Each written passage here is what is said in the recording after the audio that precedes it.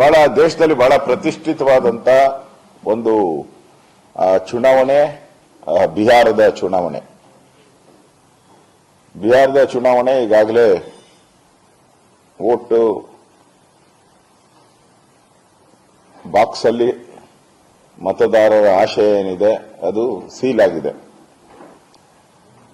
ಮೊದಲ ಬಾರಿಗೆ ಬಿಹಾರದಲ್ಲಿ ನಕ್ಸಲ್ ಪ್ರಾಬಲ್ಯ ಇರತಕ್ಕಂಥ ಕ್ಷೇತ್ರಗಳಲ್ಲೂ ಕೂಡ ಬಹಳ ಶಾಂತಿಯುತ ಮತದಾನ ಆಗಿದೆ. ಹೈಯೆಸ್ಟ್ ಮತದಾನ ಆಗಿದೆ.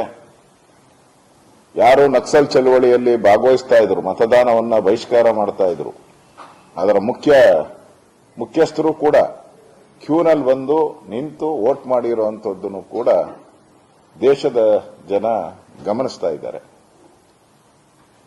ಅಮಿತ್ ಶಾ ಅವರು ಗೃಹ ಸಚಿವರಾದ ಮೇಲೆ ಇಡೀ ದೇಶದಲ್ಲಿ ಈ ತರದ ನಕ್ಸಲ್ ಚಟುವಟಿಕೆಯನ್ನ ಮಟ್ಟ ಹಾಕುವಂತ ಒಂದು ದೊಡ್ಡ ಕಾರ್ಯವನ್ನ ಮಾಡಿ ಸಾವಿರಾರು ಕೋಟಿ ರೂಪಾಯಿ ಏನು ದೇಶದ ಟ್ಯಾಕ್ಸ್ ಪೇಯರ್ಸ್ ಹಣ ಹಾಳಾಗ್ತಾ ಇತ್ತು ಅದನ್ನ ಸೇವ್ ಮಾಡಿದ್ದಾರೆ.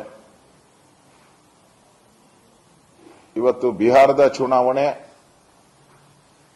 ನಿನ್ನೆ ಎಕ್ಸಿಟ್ ಪೋಲ್ ಬಂದಿದೆ. ಸುಮಾರು 12ಕ್ಕೂ ಹೆಚ್ಚು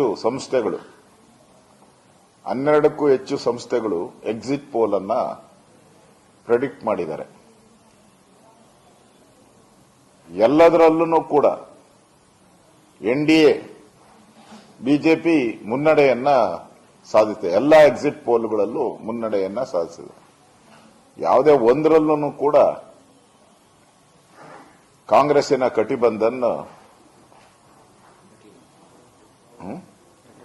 ಗಠಬಂಧನ್ ಕಾಂಗ್ರೆಸ್ಸಿನ ಗಠಬಂಧನ್ ಯಾವುದೇ ಎಕ್ಸಿಟ್ ಪೋಲ್ ಅಲ್ಲಿ ಮುಂದೆ ಬಂದಿಲ್ಲ.